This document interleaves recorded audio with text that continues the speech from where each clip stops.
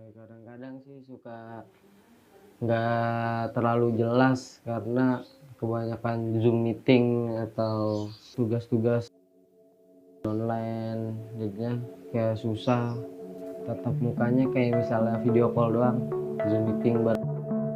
Biasanya kita praktek, cuman kalau dari ini prakteknya di rumah sendiri, terus nanti baru dikasih ke guru. Bisa gurunya langsung, kayak cuman online, nggak ketemu gurunya secara langsung, nggak diajarin secara langsung, kurang efektif dan kurang enak aja gitu. Harapannya sih cepet-cepet selesai aja ini pandemi COVID, karena pengen Sekolah kembali normal dan bisa ketemu teman-teman, ketemu guru. Dan bisa kembali belajar normal lagi seperti biasa. Kan biasanya kalau belajar di sekolah itu lebih sering bersosialisasi sama guru dan teman-teman. Anak-anak kita rindu melukis masa depan, tentu saja dengan bimbingan para guru. Kembali ke sekolah bukan tanpa pertimbangan. Kita telah belajar dengan kebiasaan-kebiasaan baru. Kita semua telah banyak belajar.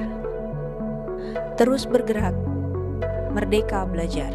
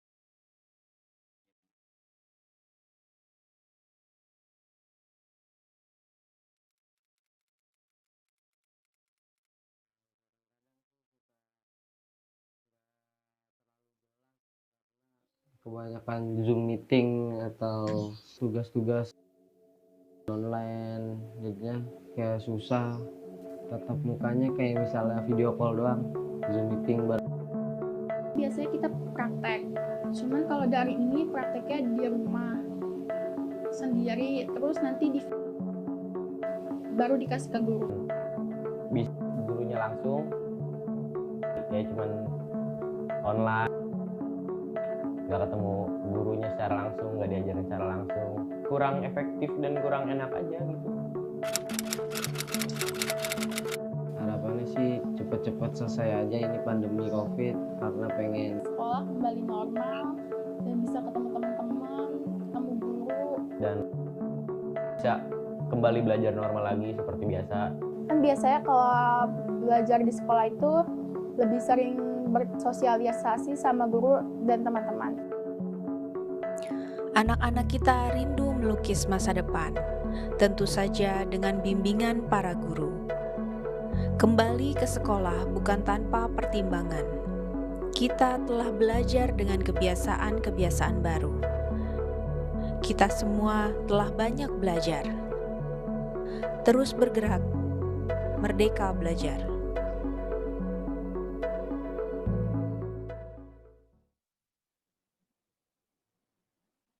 Assalamualaikum warahmatullahi wabarakatuh. Selamat siang, semoga kita semua dalam keadaan sehat. Selamat datang dalam acara pengumuman panduan penyelenggaraan pembelajaran pada semester genap tahun ajaran dan tahun akademik 2020-2021 di masa pandemi COVID-19. Yang kami hormati Bapak Doni Monardo, Kepala Badan Nasional Penanggulangan Bencana selaku Ketua Pelaksana Satuan Tugas Penanganan COVID-19. Yang saya hormati Mas Nadiem Anwar Makarim, Menteri Pendidikan dan Kebudayaan. Yang kami hormati Bapak Fahrul Razi, Menteri Agama. Yang kami hormati Bapak Terawan Agus Putranto, Menteri Kesehatan selaku Wakil Ketua 6 Komite Penanganan COVID-19 dan Pemulihan Ekonomi Nasional. Yang kami hormati Bapak Muhammad Tito Karnavian, Menteri Dalam Negeri selaku Wakil Ketua 7 Komite Nasional Penanganan COVID-19 dan Pemulihan Ekonomi Nasional. Yang kami hormati Bapak Agus Sartono, Deputi Bidang Koordinasi Peningkatan Kualitas Pendidikan dan Moderasi Beragama Kementerian Koordinator Bidang Pembangunan Manusia dan Kebudayaan, yang dalam hal ini mewakili Bapak Menko. Yang kami hormati para pejabat Eselon 1 dan Eselon 2, Bapak Ibu Kepala Daerah seluruh provinsi, kota, dan kabupaten, Kepala Dinas Pendidikan seluruh provinsi, kota, dan kabupaten, Kepala Kanwil dan Kantor Kementerian Agama, serta para wartawan dan hadirin yang berbahagia. Berdasarkan evaluasi implementasi kebijakan yang dilakukan bersama dengan kementerian dan lembaga serta koordinasi dan diskusi dengan berbagai pemangku kepentingan di bidang pendidikan. Walaupun pembelajaran jarak jauh sudah terlaksana dengan baik, namun terlalu lama tidak melakukan pembelajaran tatap muka, ternyata memberikan dampak negatif bagi anak didik. Mempertimbangkan hal tersebut, maka pemerintah menyusun keputusan bersama Menteri Pendidikan dan Kebudayaan, Menteri Agama, Menteri Kesehatan, dan Menteri Dalam Negeri Republik Indonesia tentang panduan penyelenggaraan pembelajaran pada semester genap tahun ajaran 2020-2021 dan tahun akademik 2020-2021 di masa pandemi COVID-19. Bapak Ibu yang saya hormati, sesaat lagi masing-masing pimpinan kementerian dan Badan Nasional Penanggulangan Bencana akan menyampaikan arahan dan penjelasan mengenai kebijakan tersebut. Untuk kesempatan pertama, kepada Bapak Agus Sartono, Deputi Bidang Koordinasi Peningkatan Kualitas Pendidikan dan Moderasi Beragama, Kementerian Koordinator Bidang Pembangunan Manusia dan Kebudayaan, yang mewakili Bapak Menko PMK. kami persilahkan untuk menyampaikan arahannya. Assalamualaikum warahmatullahi wabarakatuh. Salam sejahtera untuk kita semua. Salam, Om Swastiastu, Namo Buddhaya, salam kebajikan. Yang sama-sama kita muliakan Menteri Pendidikan dan Kebudayaan, Bapak Nadiem Makarim, MBE, Menteri Dalam Negeri, Profesor Dr. Tito Karnavian, Menteri Agama, Bapak Jenderal Fahrul Razi, Menteri Kesehatan, Bapak Letnan Jenderal TNI Agus Putranto, Kepala BNPB, Bapak Letnan Jenderal TNI Doni Monardo, Sekretaris Jenderal, pejabat eselon 1 di Kementerian dan Lembaga, para kepala daerah, provinsi, kabupaten kota, seluruh Indonesia, Kepala Dinas Pendidikan, provinsi, kabupaten kota seluruh Indonesia, Kepala Kantor Wilayah dan Kantor Agama seluruh Indonesia, dan hadirin yang saya hormati. Pertama-tama, salam hormat dan hangat dari Pak Menko. Beliau saat ini sedang melakukan kunjungan kerja di Jawa Timur, sehingga memerintahkan kepada saya untuk mewakili beliau pada kesempatan yang baik ini. Yang kedua, puji dan syukur marilah kita panjatkan kehadirat Allah Subhanahu wa taala, Tuhan yang Maha Esa, atas limpahan rahmat dan hidayahnya sehingga kita bisa menghadiri acara yang sangat baik ini, pengumuman surat keputusan bersama 4 menteri tentang panduan penyelenggaraan pembelajaran tahun ajaran 2020-2021 di masa pandemi COVID. Para hadirin yang saya muliakan, selama kurang lebih 8 bulan terakhir, Indonesia telah berjuang menghadapi pandemi COVID-19. Pandemi ini tidak hanya berdampak pada bidang kesehatan, namun juga berdampak pada dunia pendidikan secara signifikan. Berdasarkan hasil survei pelaksanaan pembelajaran, terdapat 646.000 lebih satuan pendidikan dan lebih dari 68 juta peserta didik yang terdampak oleh COVID-19, sehingga harus melaksanakan pembelajaran jarak jauh. Indonesia bukan satu-satunya, karena terdapat lebih dari 188 negara yang mengalami hal serupa. Kondisi geografis, sosial, dan ekonomi yang beragam menyebabkan pembelajaran jarak jauh memiliki tantangan tersendiri bagi setiap daerah. Daerah dengan kondisi yang memadai dapat melaksanakan pembelajaran tatap muka secara virtual melalui video conference atau diskusi kelompok melalui media sosial. Namun hal ini menjadi sesuatu yang sulit dilakukan untuk daerah yang memiliki kondisi tidak memadai.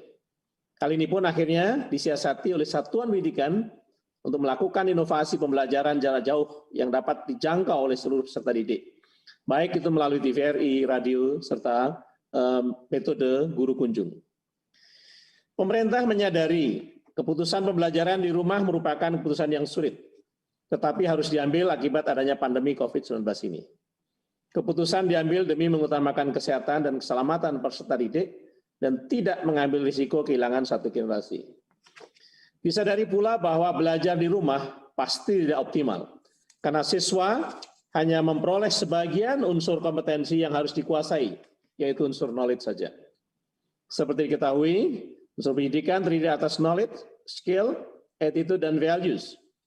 Dan dari keempat aspek tersebut, penyampaian skill tidak dapat terpenuhi karena peserta didik harus melaksanakan praktikum, mengembangkan skill mereka, dan praktikum akan sulit untuk dilakukan saat mereka belajar di rumah.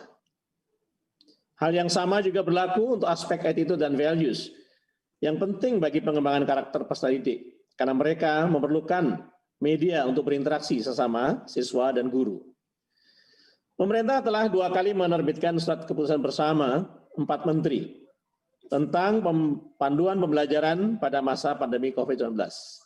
Pada tanggal 15 Juni 2020, diterbitkan SKB pertama yang memuat kebijakan bahwa pembelajaran tatap muka diprioritaskan pada wilayah zona hijau, dimulai dari jenjang pendidikan SMA sederajat, SMP sederajat, disusul dengan jenjang SD sederajat, dan terakhir PAUD.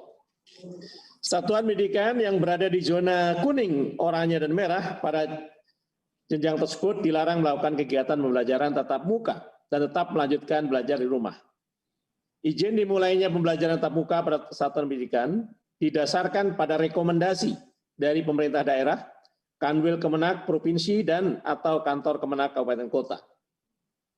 Selanjutnya, pada tanggal 7 Agustus 2020, pemerintah menerbitkan relaksasi SKB 4 Menteri yang memuat pokok-pokok kebijakan berupa perluasan izin pembelajaran tatap muka pada zona kuning dan untuk zona daerah kepulauan. Izin pembelajaran tatap muka juga diberikan kepada SMK untuk kegiatan praktek. Selain itu, pembukaan sekolah dapat berlaku untuk semua jenjang secara bersamaan. Sedangkan pembukaan sekolah berasrama dapat dilakukan secara bertahap. Perlu digarisbawahi, kebijakan penentuan zona mengacu pada pemetaan risiko daerah yang dilakukan oleh Satuan Tugas Penanganan COVID-19 Nasional pada tingkat kabupaten kota. Para pemangku kepentingan yang saya hormati, pemerintah terus memantau pelaksanaan pembelajaran selama masa pandemi ini untuk menjamin agar mutu pendidikan tetap terjaga. Hasil survei yang dilakukan pada Oktober 2020 terhadap 532.000 satuan pendidikan pada jenjang pendidikan dasar hingga pendidikan menengah, ternyata hanya 226.000 atau 42,5% yang memberi respon positif. Dari hasil tersebut, tercatat baru sekitar 13% yang sudah kembali melaksanakan pembelajaran tatap muka. Sebagian besar sisanya masih melaksanakan belajar dari rumah. Sistem pembelajaran yang tidak dilakukan dengan tatap muka secara langsung di sekolah memiliki dampak yang negatif terhadap anak. Kita berpotensi akan menghadapi tingginya angka putus sekolah karena banyak peserta didik yang terpaksa harus bekerja membantu orang tua dan keluarga pada masa pandemi ini. Perbedaan akses dan tingkat kualitas pembelajaran jarak jauh berakibat pada kesenjangan capaian belajar, terutama anak-anak dari sosioekonomi yang berbeda. Selain itu, minimnya interaksi dengan guru, sesama siswa, dan lingkungan luar ditambah dengan tekanan akibat sulitnya pembelajaran jarak jauh menyebabkan stres pada anak. Dengan tinggal di rumah, tercatat banyak anak terjebak kasus kekerasan di rumah tanpa terdeteksi oleh guru. Berbagai masalah yang terjadi di lapangan tersebut perlu diatasi bersama. Penyelesaian dari permasalahan yang ada tidak hanya menjadi tanggung jawab pemerintah pusat, melainkan juga melibatkan pemerintah daerah. Dinas Pendidikan baik provinsi, kabupaten kota dituntut lebih aktif dalam mengevaluasi kondisi peserta didik dan mutu pembelajaran daerah masing-masing. Dinas Pendidikan bersama Satuan Tugas Penanganan COVID daerah harus bisa mendorong pembukaan sekolah untuk pembelajaran tatap muka dengan tetap memperhatikan disiplin protokol kesehatan. Para menteri yang kami muliakan, para hadirin yang saya hormati, pemerintah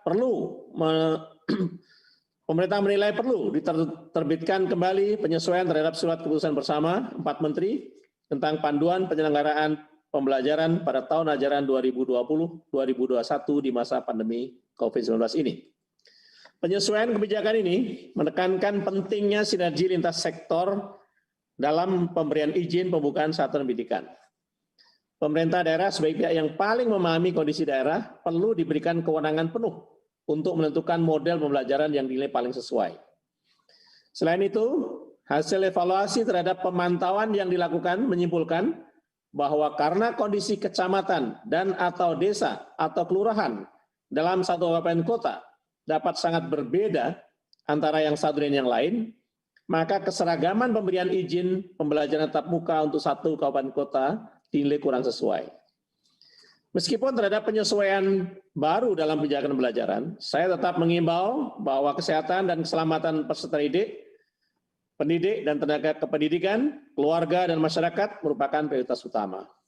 Dalam hal ini perlu saya mengingatkan Bapak Ibu sekalian untuk memastikan bahwa satuan pendidikan yang mengajukan izin pembelajaran tatap muka harus sudah mengisi daftar periksa kesiapan sekolah. Dari pelaporan pada dashboard kesiapan sekolah, dari 532.000 satuan pendidikan, baru 42,48% yang telah mengisi daftar periksa, sedangkan 57,52% sisanya masih belum merespon. Hal ini penting kami sampaikan agar para bupati, wali kota, dan gubernur mendorong agar satuan pendidikan di daerah masing-masing segera mengupdate kesiapan dari satuan pendidikan dalam melaksanakan pembelajaran tatap muka. Bapak Ibu yang saya hormati, Terakhir, namun tidak kalah penting, saya menyampaikan bahwa kesuksesan implementasi surat keputusan bersama 4 menteri ini tidak lepas dari komitmen kita bersama untuk terus bersinergi dan menjalin koordinasi yang harmonis, baik di tingkat pusat maupun daerah. Saya sangat mengharapkan dukungan dari pemerintah daerah untuk pelaksanaan SKP 4 menteri ini dengan turut memberikan sosialisasi kepada satuan pendidikan di wilayah masing-masing. Demikian beberapa hal yang dapat disampaikan terkait pengumuman keputusan bersama 4 menteri tentang panduan penyelenggaraan pembelajaran di masa pandemi COVID-19. Akhirnya saya berharap setelah kegiatan ini pemerintah daerah dan seluruh satuan pendidikan dapat menerapkan SKP 4 menteri dengan baik sehingga apa yang menjadi tujuan dari kebijakan ini dapat terwujud, yaitu memenuhi hak layanan pendidikan yang layak bagi seluruh anak Indonesia. Demikian yang dapat kami sampaikan. Assalamualaikum warahmatullahi wabarakatuh. Salam sejahtera bagi kita semua. Salam, Om Swastiastu, Namo Buddhaya, salam kebajikan. Menteri Koordinator Bidang Pembangunan Manusia dan Kebudayaan, Profesor Dr. Muhadjir Effendi, MAP. Terima kasih Bapak Deputi atas arahannya. Bapak-bapak dan ibu-ibu yang saya hormati, selanjutnya Bapak Menteri Pendidikan dan Kebudayaan akan menyampaikan penjelasan mengenai panduan penyelenggaraan pembelajaran pada semester genap tahun ajaran dan tahun akademik 2020-2021 di masa pandemi COVID-19. Kepada Mas Menteri kami persilahkan.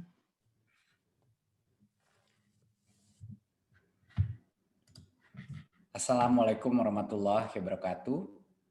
Salam sejahtera bagi kita semua. Om Swastiastu, Namo Buddhaya, salam kebajikan. Yang saya hormati Menteri Dalam Negeri Bapak Muhammad Tito Karnavian, Menteri Agama Bapak Fahrul Razi, Menteri Kesehatan Bapak Terawan Agus Putranto, Kepala Badan Nasional Penanggulangan Bencana Bapak Doni Monardo, Deputi Bidang Koordinasi Pendidikan dan Agama Kemenko PMK Bapak Agus Sartono, Sekretaris Jenderal Kemendikbud Bapak Ainun Naim, Juru Bicara Satgas Penanganan COVID-19 Profesor Wiku Adhisa Smito, dan Bapak Ibu yang saya hormati. Izinkan saya menyampaikan paparan yang hari ini berfokus kepada pemberian kewenangan bagi pemerintah daerah dalam menyelenggarakan pembelajaran pada semester genap tahun ajaran dan tahun akademik 2020 ke 2021.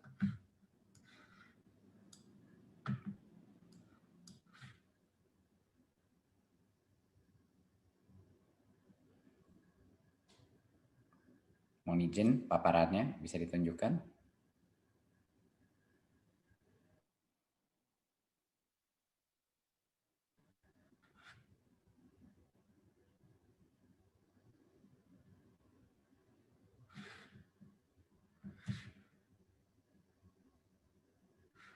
Terima kasih. Pada saat ini kami sudah mengevaluasi hasil daripada SKB keempat menteri sebelumnya, dan kami melihat situasi pada hari ini bahwa hanya 13% daripada sekolah melakukan pembelajaran tatap muka, dan sebesar 87% masih melakukan belajar dari rumah. Carta ini menunjukkan berdasarkan zona-zona dari gugus tugas, zona hijau, kuning, oranye, dan merah, dan menunjukkan bahwa di zona kuning dan hijau, di mana sudah diperbolehkan melakukan tatap muka, masih saja banyak sekali sekolah-sekolah yang belum melakukan tatap muka. Dan ini disebabkan beberapa faktor, tapi ini juga menunjukkan bahwa proses untuk persiapan checklist, proses untuk persiapan protokol sekolah tatap muka, itu membutuhkan waktu dan membutuhkan disiplin yang tinggi. Jadi ini sekedar pemotretan situasi pada saat ini, dan banyak juga di zona oranye dan merah, walaupun tidak diperkenalkan terbuka, tapi banyak sekali daerah-daerah, desa-desa, dan kelurahan yang merasa sangat sulit untuk melaksanakan PJJ. Yang berikutnya adalah kita harus menyadari bahwa setelah kita mengevaluasi hasil daripada pembelajaran jarak jauh ini, bahwa dampak negatif yang terjadi pada anak itu suatu hal yang nyata dan bisa sekali kalau terus-menerus dilaksanakan bisa menjadi suatu resiko yang permanen. Resiko pertama adalah ancaman putus sekolah, di mana banyak sekali anak-anak yang harus bekerja atau didorong sama orang tuanya untuk bekerja, dan ini berhubungan dengan situasi ekonomi yang tidak memadai. Banyak juga orang tua yang tidak bisa melihat peranan sekolah dalam proses belajar mengajar kalau ini dilakukan secara daring. Dan ini juga menimbulkan banyak sekali orang tua yang skeptis bahwa PJJ ini adalah suatu hal yang benar-benar berperan dalam pendidikan anaknya, sehingga banyak anak juga dikeluarkan dari sekolah dan resiko ini akan meningkat semakin lama.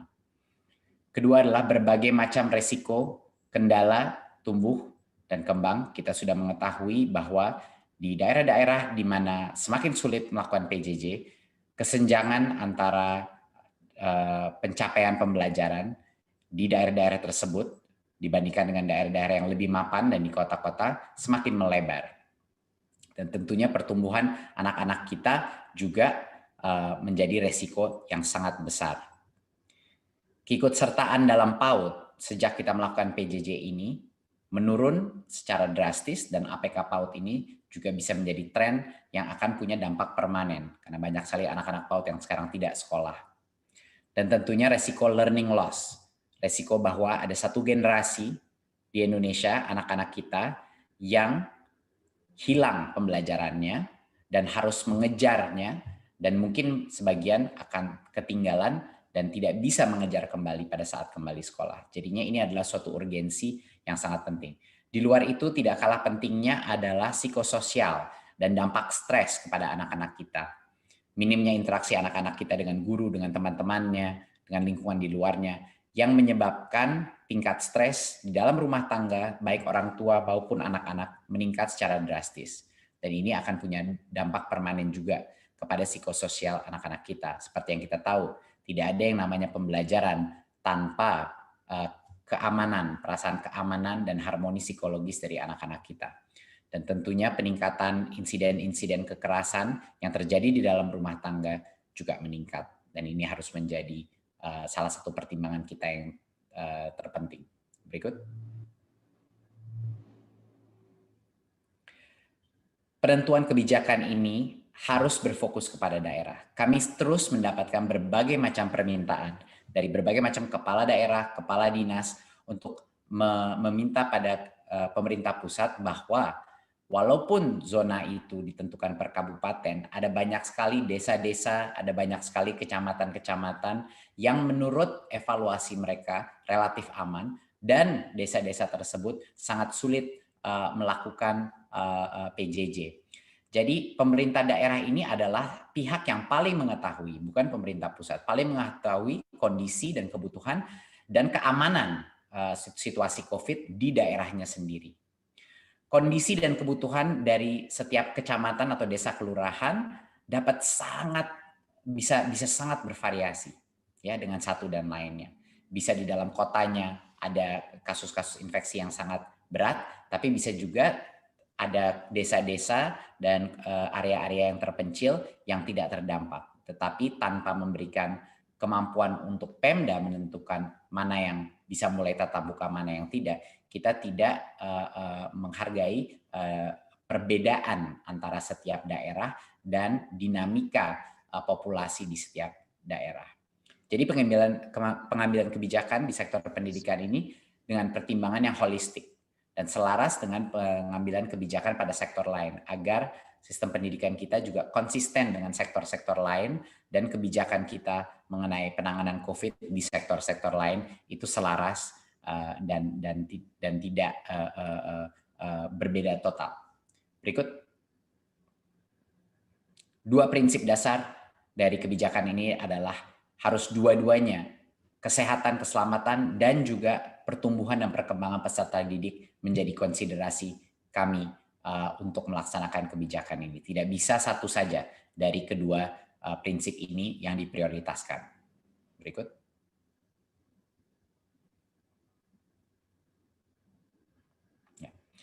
Berarti pemerintah pada hari ini melakukan penyesuaian kebijakan untuk memberikan kewenangan kepada pemerintah daerah, Kanwil atau kantor Kemenak untuk menentukan pemberian izin pembelajaran tatap muka di sekolah-sekolah di bawah kewenangannya.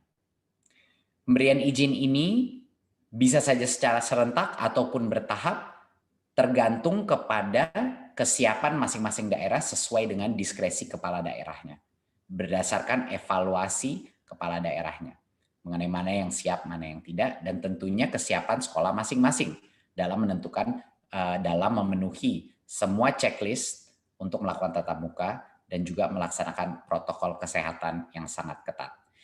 Kebijakan ini berlaku mulai semester genap tahun ajaran 2020-2021, jadinya bulan Januari 2021.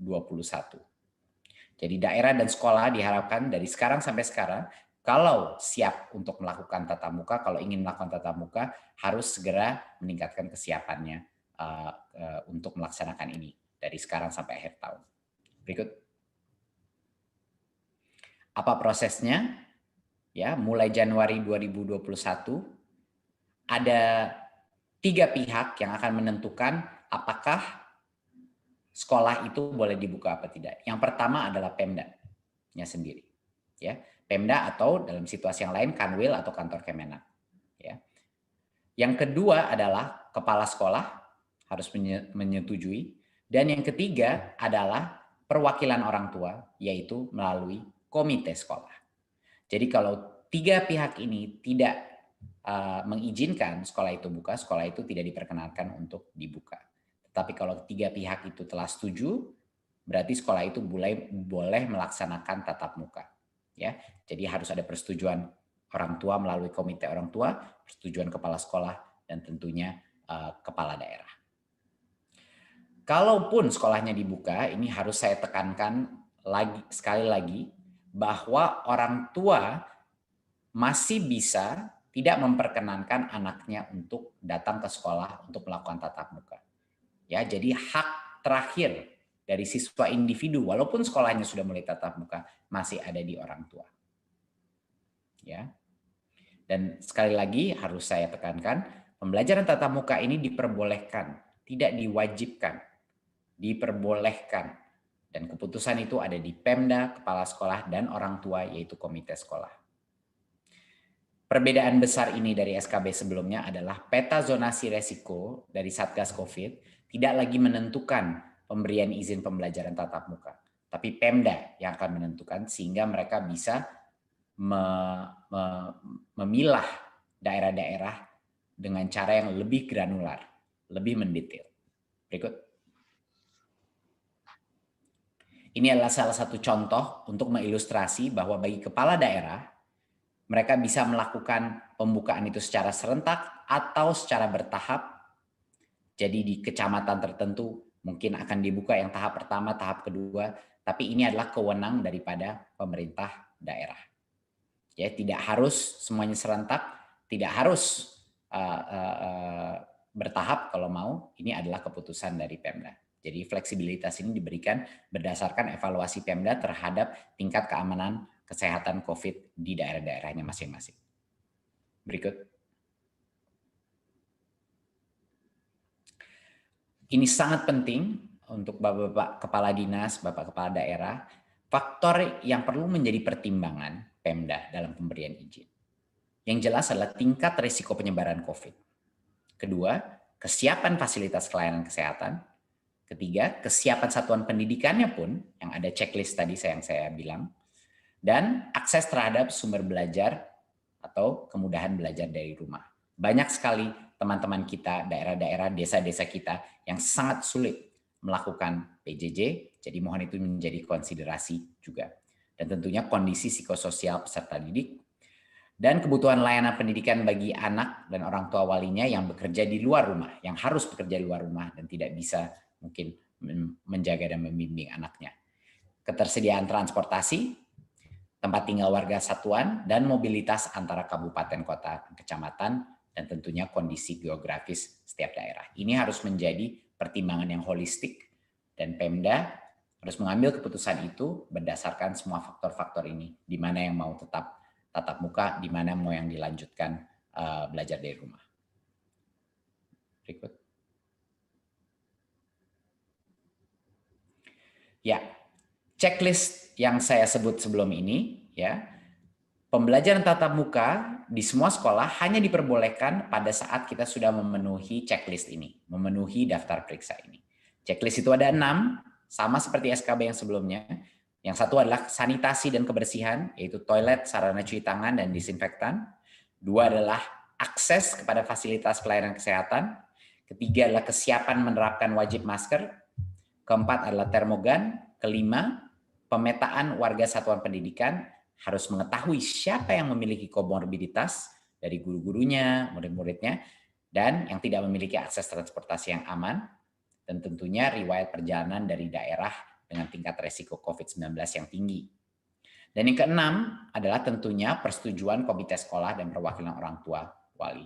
Tanpa persetujuan perwakilan orang tua, sekolah itu tidak diperkenankan untuk dibuka. Jadi ini adalah daftar periksa untuk memberikan kepastian bahwa sekolah itu boleh tatap muka kalau dia mau. Setelah itu, setelah diperbolehkan, kalau misalnya daftar periksa ini sudah terpenuhi, baru kita masuk dalam protokol yang baru. Jadinya pas tatap muka pun dilakukan, protokolnya bukan seperti masuk sekolah normal. Berikut.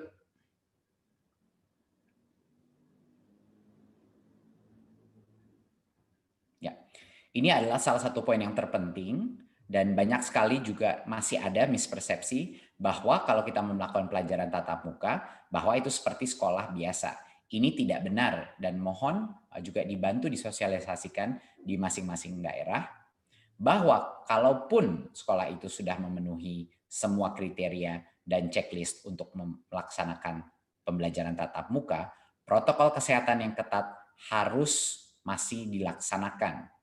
Ya, yang pertama ini adalah standar. Yang pertama yang terpenting adalah kapasitas maksimal itu sekitar 50% dari rata-rata. Jadinya mau tidak mau semua sekolah harus melakukan rotasi atau shifting. Ya, tidak boleh kapasitas full.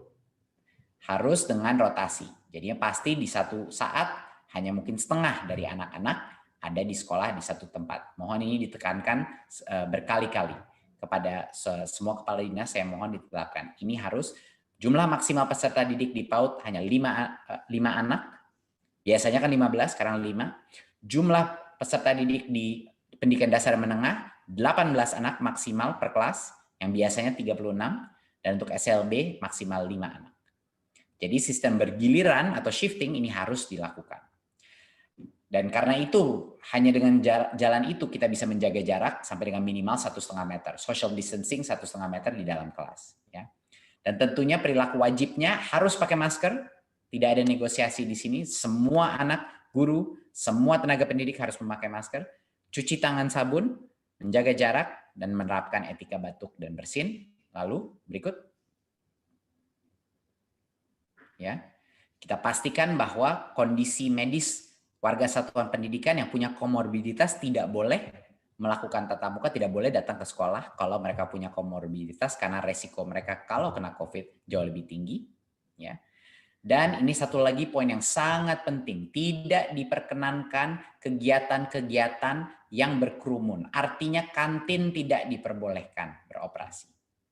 Kegiatan olahraga dan ekstrakurikuler tidak diperbolehkan untuk dilakukan. Anak-anak hanya boleh masuk, belajar, lalu pulang. Ini juga harus ditekankan. Dan selain pembelajaran, tidak ada lagi kegiatan selain KBM. Ya, contoh-contoh yang tidak boleh. Orang tua tidak boleh menunggu siswa di sekolah. Istirahat di luar kelas, pertemuan orang tua dan murid, itu tidak diperbolehkan. Jadi, maksud pesan yang terpenting di sini adalah artinya pembelajaran tatap muka bukan kembali ke sekolah seperti normal. Ini sangat di luar yang normal karena kapasitasnya hanya setengah yang diperbolehkan tanpa aktivitas berkerumun apapun lainnya. Dan ini makanya monitoring daripada dinas, daripada Pemda, daripada gugus tugas daerah ini luar biasa pentingnya untuk memastikan protokol ini terjaga. Berikut. seluruh pemangku kepentingan harus mendukung untuk ini menjadi sukses, baik dari pemerintah pusat, Satgas, masyarakat sipil, sekolah, dan orang tua. Ini luar biasa pentingnya peran mereka dalam melakukan monitoring dan evaluasi untuk menjaga keamanan siswa-siswi kita, guru-guru kita, orang tua, dan tentunya nenek kakeknya, anak-anak yang tinggal di rumahnya mereka juga. Jadinya di pemerintah daerah pun Dinas Pendidikan, Kesehatan, dan Perhubungan harap semuanya berkoordinasi untuk memastikan bahwa anak kita bisa kembali ke sekolah tetapi dengan keamanan kesehatan yang terbaik yang bisa kita lakukan. Berikut. Terima kasih Bapak Ibu. Jadi sekian adalah presentasi saya. Semoga memberi kejelasan, semoga juga memberi harapan bagi banyak sekali anak-anak kita yang sangat sulit melaksanakan PJJ. Berdasarkan data kita yang sebelumnya, pada saat kita melakukan relaksasi seperti ini, bahkan masih akan makan waktu berbulan-bulan karena pemenuhan checklistnya dan juga perizinannya, itu akan ada proses dan ada jeda waktu. Tapi kalau kita tidak memulai sekarang, memasuki dan berlatih melakukan new normal ini, saya rasa loss of learning dan resiko psikososial kepada satu generasi anak-anak kita di Indonesia bisa menjadi permanen. Dan itu suatu resiko yang kita harus tangani segera. Terima kasih. Wassalamualaikum warahmatullahi wabarakatuh. Terima kasih Mas Menteri atas arahan dan paparannya yang sangat lengkap. Bapak Ibu yang saya hormati, untuk sesi berikutnya kami mengundang Bapak Menteri Dalam Negeri selaku Wakil Ketua 7 Komite Penanganan COVID-19 dan Pemulihan Ekonomi Nasional untuk menyampaikan arahan dan paparannya. Pada Bapak Tito Karnavian kami persilakan. Assalamualaikum warahmatullahi wabarakatuh. Selamat siang, salam sejahtera untuk kita semua. Om Swastiastu, Namo Buddhaya, salam kebajikan.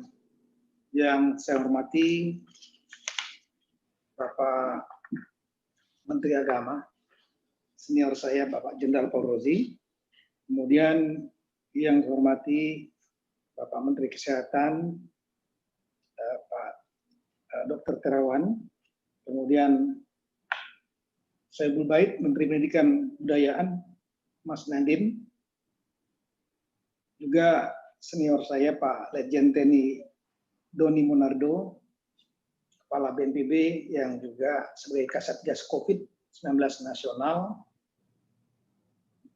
kemudian Deputi Bidang Koordinasi Pendidikan Agama yang mewakili Bapak Menko PMK, Profesor Agus Sartono, Pak Sekjen Kemendikbud, Moderator Prof. Ainun Naim, PhD, Bapak, Ibu-Ibu, Gubernur, Wali Kota, Bupati, atau yang mewakili yang hadir secara virtual, kemudian juga para pejabat pimpinan tinggi KL yang ada.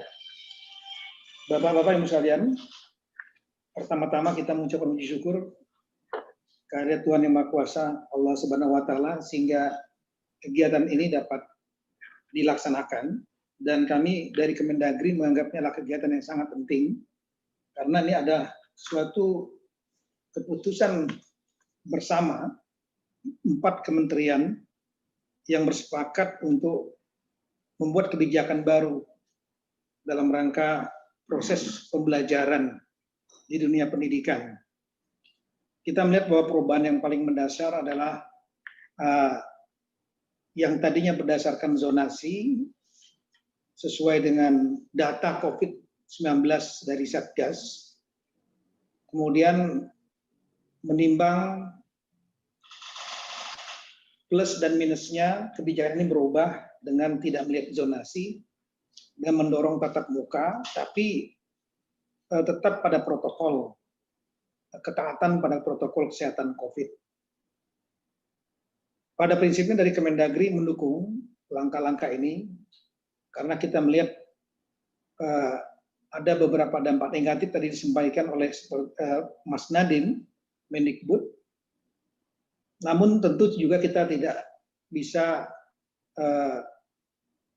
menghindari bahwa kita juga harus memberikan precaution, antisipasi kesiapan agar tatap muka tidak menjadi klaster baru di lingkungan pendidikan, termasuk juga lingkungan pendidikan keagamaan. Nah, untuk itu dari Kemendagri melihat bahwa di samping langkah-langkah atau arahan-arahan yang ditulis dalam SKB ini tentang apa yang harus dikerjakan oleh setiap sekolah, satuan pendidikan untuk menjaga agar satuan pendidikan dengan adanya tatap muka tidak menjadi penularan, kami kira sudah baik. Dan ini perlu ada langkah-langkah untuk meyakinkan bahwa langkah-langkah tersebut dilaksanakan dan diikuti. Ini memerlukan koordinasi dan sosialisasi. Tapi di samping itu, kami melihat ada yang lebih luas lagi, karena penularan tidak hanya terjadi di dalam lingkungan pendidikan, sekolah, atau pesantren, tapi bisa terjadi di luar lingkungan. Kami baru saja mendapatkan baca data dari Jerman, dari Hamburg. Itu menyampaikan bahwa, ya, judulnya ini di channel News Asia hari ini. Jadi most children caught COVID-19 outside school, German data. Itu dari 472 sekolah di Hamburg, 171 sekolah terinfeksi. Kemudian 78% dari 372 anak-anak yang terinfeksi pada saat masa summer dan autumn kemarin, itu tertularnya adalah di luar sekolah. Artinya kita juga perlu melakukan precaution, langkah-langkah agar anak-anak kita dengan adanya tatap muka, mereka akan melakukan mobilitas dari rumah yang tadinya belajar dari rumah, mereka harus bergerak menuju sekolah. Ini artinya sistem transportasi kita, transportasi publik, juga Dinas Perhubungan daerah masing-masing harus meyakinkan transportasi publik juga sesuai dengan menyesuaikan prinsip protokol. Karena nanti akan ada lonjakan jumlah penumpang dari anak-anak sekolah. Kemudian kedua, kami melihat perlu juga peran daripada Diskominfo dan Humas dari tiap-tiap kabupaten kota dan provinsi untuk melakukan sosialisasi agar setiap anak melakukan proteksi dengan meyakinkan bahwa mereka mengikuti protokol kesehatan, baik menggunakan masker, hand sanitizer, menjaga jarak, menghindari kerumunan, dan lain-lain.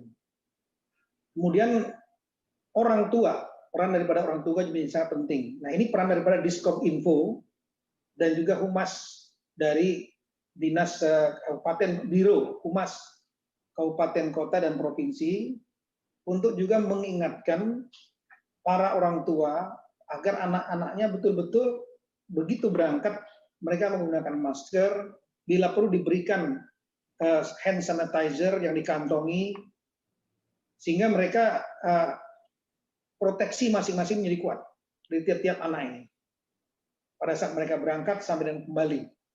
Dan kemudian di sekolah, mungkin tadi selain precaution yang disampaikan oleh protokol yang disampaikan oleh Mas Nadiem tadi, kami lihat perlu juga upaya untuk menghindari kerumunan, kegiatan kerumunan dalam bentuk yang lain, terutama ekstrakurikuler. Misalnya kegiatan olahraga, kegiatan kesenian, kegiatan upacara-upacara, yang semua jangan sampai terjadi kerumunan yang tidak bisa menjaga jarak. Jangan sampai nanti karena sudah sekian bulan, euforia, kemudian lepas kendali, pengawasan kurang, sekolah-sekolah kemudian melakukan ada kegiatan ekstrakurikuler yang terjadi pengumpulan kerumunan anak-anak, sehingga akhirnya terjadi penularan. Kemudian juga kami melihat perlu ada satuan SKPD yang lain di daerah yang perlu untuk juga ikut berkontribusi, yaitu Dinas Kesehatan. Dinas Kesehatan di samping bersama Satgas COVID di tiap-tiap daerah, selain juga membantu bahu-membahu dengan Humas dan Diskominfo daerah masing-masing, melakukan sosialisasi protokol kesehatan kepada orang tua, anak, dan juga kepada sekolah. Di samping itu juga Dinas Kesehatan juga dapat melakukan kegiatan testing, mungkin testing secara random di satuan pendidikan termasuk pesantren dengan biaya dari pemerintah daerah, dan bila perlu dilakukan juga secara reguler, mungkin bulanan. Dan yang berikutnya lagi adalah meningkatkan kapasitas kesehatan, terutama fasilitas karantina di tiap-tiap daerah. Kalau ternyata terjadi klaster baru, maka secepatnya untuk dilakukan karantina. Artinya tiap daerah Dinas Kesehatan harus menyiapkan tempat-tempat karantina. Ini dan juga meningkatkan kapasitas untuk treatment rumah sakit yang ada di tiap-tiap kabupaten kota maupun provinsi. Kita mengantisipasi jangan sampai nanti terjadi lonjakan dari ke tatap muka ini. Dengan demikian, kami akan menindaklanjuti Kemendagri dengan mengeluarkan surat edaran. Surat edaran karena tidak bisa dikerjakan sendiri oleh Dinas Pendidikan. Dinas Pendidikan terbatas, tidak akan mampu untuk menjangkau berbagai antisipasi yang kami sebutkan tadi. Ini dalam surat edaran ini nanti kami akan sebutkan apa saja yang harus dikerjakan oleh kepala daerah, karena powernya ada pada kepala daerah yang bisa membawahi Dinas Pendidikan, Dinas Kesehatan, Satgas COVID daerah, Dinas Perhubungan, Biro Humas, Diskominfo, itu powernya adalah pada kepala daerah. Jadi mohon pada rekan-rekan kepala daerah, sambil menunggu SE, surat edaran yang kami akan buat secara detail, SKPD apa, berbuat apa, sambil tentunya terbuka bagi kepala daerah untuk mengembangkan sesuai kebijakan, sesuai dengan kondisi wilayah masing-masing. Dan nanti dalam SE ini, karena kita mulai memasuki tahun anggaran baru 2021, maka kami akan meyakinkan bahwa dokumen kegiatan-kegiatan tadi yang dilakukan oleh berbagai SKPD tadi, ini dimasukkan dalam dokumen rencana kerja pemerintah daerah atau RKPD, dan juga dokumen penganggarannya, dokumen APBD, sehingga diyakinkan bahwa semua mekanisme untuk proteksi tatap muka tidak menjadi klaster itu betul-betul diprogramkan dan dianggarkan oleh tiap-tiap daerah. Ini surat edaran akan segera kami buat dan minggu depan kami akan segera sampaikan kepada seluruh kepala daerah. Namun satu hal mungkin untuk Bapak Mendikbud, Mas Nadiem, daerah-daerah ini ada yang memiliki kapasitas fiskal yang kuat. Artinya kita tahu bahwa tiap daerah ini Pak, ada 3 sumber utama anggaran mereka. Yang pertama adalah dari dana transfer pusat, dana perimbangan. Kemudian yang kedua adalah dari dana pendapatan asli daerah, PAD. Dan yang ketiga adalah dari sumber lain, seperti dari badan usaha milik daerah. Dan semua dalam kondisi COVID saat ini, semua terkontraksi. Untuk itu, daerah ada yang memiliki kapasitas kuat ditandai dengan PAD-nya lebih banyak daripada transfer pusat. Ada yang sedang, antara PAD dengan transfer pusat itu berimbang. Tapi ada juga yang hanya PAD-nya rendah sekali, sehingga mengandalkan transfer pusat. Untuk itu, berbagai kegiatan yang harus diprogramkan dan dianggarkan ini akan mempengaruhi postur APBD. Untuk daerah yang kuat kapasitas fiskalnya mungkin bisa mandiri. Tapi yang kapasitas fiskalnya rendah, yang ditandai dengan ketergantungan yang tinggi terhadap transfer pusat, kami menyarankan kalau memang masih ada ruang fiskal di Kemendikbud, mungkin bisa secara selektif membantu dengan mekanisme dana dekonsentrasi. Dana dekonsentrasi kepada daerah-daerah yang kapasitasnya rendah. Nanti mungkin sambil jalan tim dari Kemendikbud, kami dari tim dari Kemendagri akan memberikan data daerah-daerah mana yang mungkin memerlukan dukungan. Selain itu kami kira dengan adanya kewenangan memang diberikan kepada daerah untuk menentukan tatap muka yang mana yang dilaksanakan, mana yang tidak, mekanismenya, kami melihat bahwa perlu juga tetap ada monitoring evaluasi dari pemerintah pusat. Untuk itu kami kira dari Kemendikbud perlu membuat tim monitoring evaluasi yang melaksanakan kegiatan MONEF secara reguler.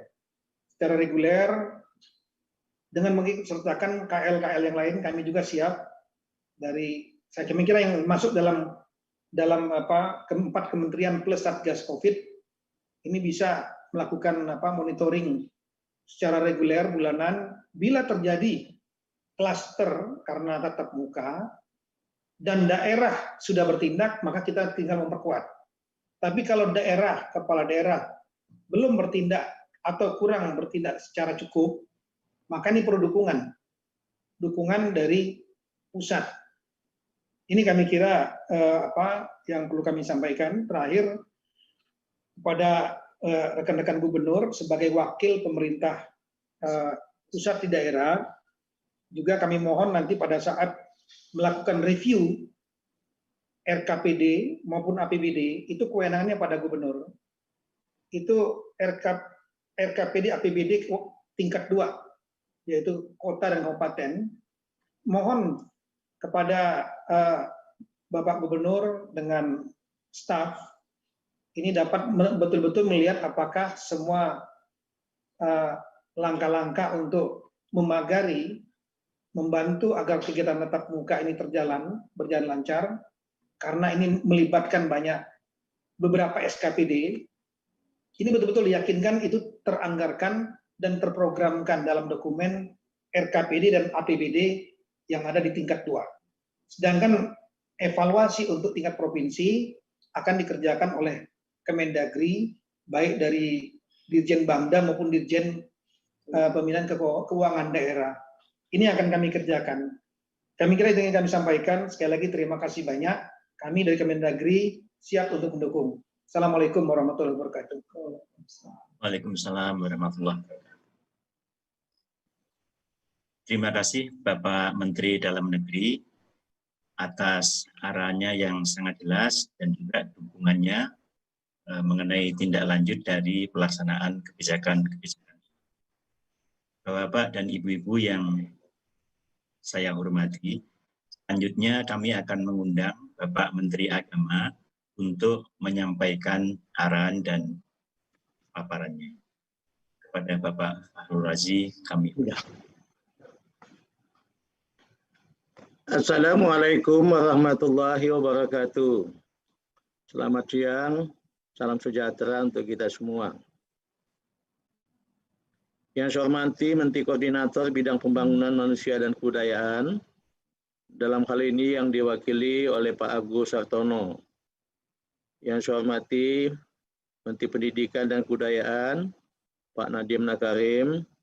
Yang saya hormati Menteri Dalam Negeri, Pak Tito Karnavian. Yang saya hormati Menteri Kesehatan Pak Terawan, yang saya hormati Kepala Badan Nasional Penanggulangan Bencana Pak Doni Monardo, yang saya hormati Moderator Pak Sekjen Mendikbud Pak Ainun Naim, para guru dan dosen yang saya muliakan. Pertama-tama terima kasih kepada Pak Mendikbud yang telah memberikan penjelasan yang sangat tinggi, isi substansi yang sangat mendalam, isi substansi yang telah kita tanda tangani. Terima kasih juga kepada Pak Mendagri yang telah memberikan masukan-masukan untuk mensupport kegiatan kita bersama itu. Saudara-saudara, anak-anakku, siswa dan mahasiswa yang saya sayangi dan cintai, saudara sekalian hadirin yang berbahagia, pandemi COVID-19 saat ini membawa dampak serius dalam berbagai sektor, sebagaimana kita tahu bersama, termasuk sektor pendidikan. Sebagaimana kita ketahui, sejak Maret 2020, Satuan Pendidikan ditutup Lebih dari 10 juta siswa di bawah binaan Kementerian Agama terpaksa harus melaksanakan belajar dari rumah dengan segala keterbatasan yang ada.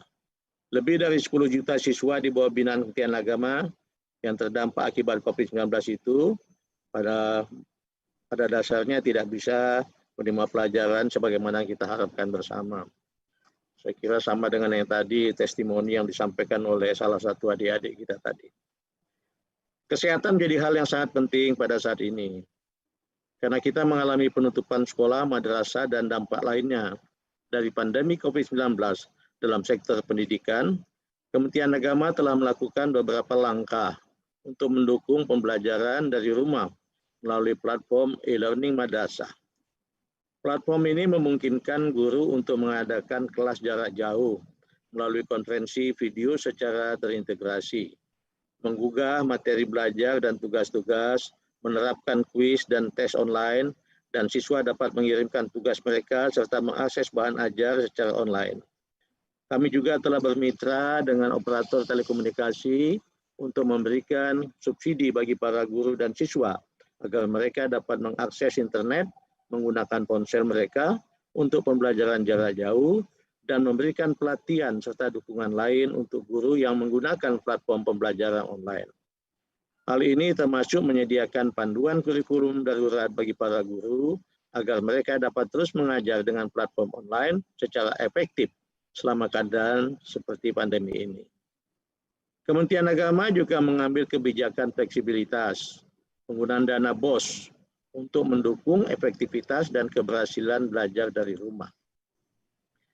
Meskipun demikian, kita semua akui ternyata untuk saat ini opsi pembelajaran tatap muka di kelas masih menjadi pilihan yang paling efektif.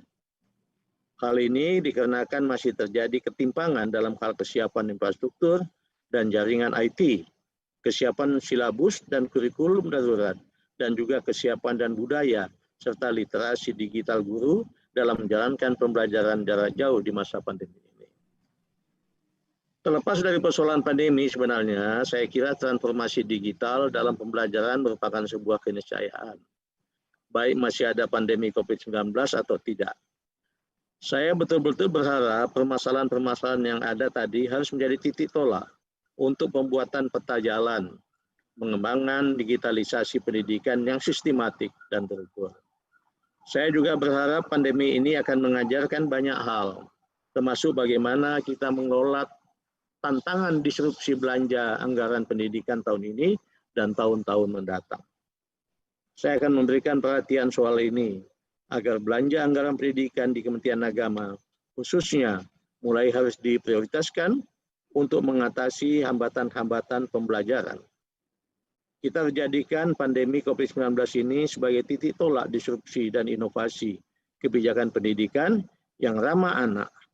Kita harus bisa memastikan anggaran pendidikan yang kita kelola betul-betul dapat mempunyai dampak langsung terhadap efektivitas pembelajaran anak-anak kita.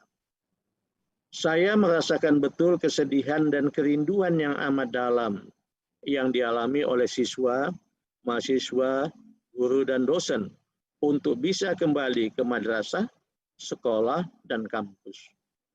Saya tidak dapat memungkiri adanya kebutuhan pembelajaran tatap muka, terutama dari peserta didik yang mengalami kendala dalam melaksanakan belajar dari rumah. Oleh karena itu, pada kesempatan ini saya menyambut sangat baik pengumuman SKB 4 Menteri ini, yang tadi substansinya telah disampaikan lebih secara teknis secara mendalam oleh Bapak Mendikbud. Kementerian Agama menyetujui dan mendukung pengumuman ini sepenuhnya. Kita berdoa dan berharap semoga pandemi ini bisa segera berlalu dan anak-anak dapat kembali ke kelas. Anak-anak bisa belajar lagi di kelas. Anak-anak bisa bermain bersama di lapangan bersama teman-temannya dalam suasana riang gembira dan sehat. Akhirnya mari kita laksanakan kebijakan penyesuaian pembelajaran di masa pandemi COVID-19 ini dengan menempatkan aspek kesehatan, keselamatan, dan keamanan siswa sebagai aspek prioritas yang perlu diperhatikan dan dijunjung tinggi. Sebagaimana disampaikan oleh Bapak Mendikbud tadi, pembelajaran kelas dimulai, tapi bukan berarti keadaan sudah normal, dan bisa melakukan kegiatan-kegiatan bermain atau berkerumun seperti pada waktu sebelum pandemi. Pandemi masih berlangsung, oleh sebab itu protokol kesehatan harus tetap kita terapkan dengan sebaik-baiknya. Demikian beberapa hal yang dapat saya sampaikan pada kesempatan yang sangat penting ini. Dengan senantiasa memohon ridho dari Allah Subhanahu wa taala, Tuhan yang Maha Esa, semoga rumusan kebijakan yang kita hasilkan pada kesempatan ini dapat bermanfaat dan menjadi solusi atas kebutuhan akan keberlangsungan hak belajar bagi anak-anak kita demi masa depan mereka semua. Terima kasih. Wassalamualaikum warahmatullahi wabarakatuh. Waalaikumsalam. Terima kasih Bapak Menteri Agama atas saran dan dukungannya terhadap kebijakan mengenai pembelajaran ini.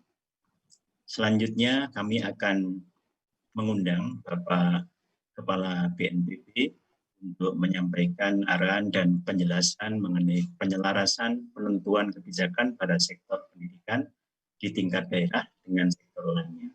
Kepada Bapak Doni Monardo kami. Terima kasih Bapak Moderator. Assalamualaikum warahmatullahi wabarakatuh. Selamat sore, salam sejahtera untuk kita semuanya. Salam, Om Swastiastu, Namo Buddhaya, salam kebajikan. Yang sama-sama kita hormati Bapak Menko PMK yang dalam hal ini diwakili oleh Deputi Bidang Koordinasi Pendidikan dan Agama, Bapak Profesor Agus Sartono. Yang kita hormati dan kita banggakan Bapak Menteri Pendidikan dan Kebudayaan, Bapak Nadiem Anwar Makarim. Yang saya hormati Bapak Menteri Agama, Bapak Fahrul Razi, dan juga Bapak Menteri Dalam Negeri, Bapak Tito Karnavian.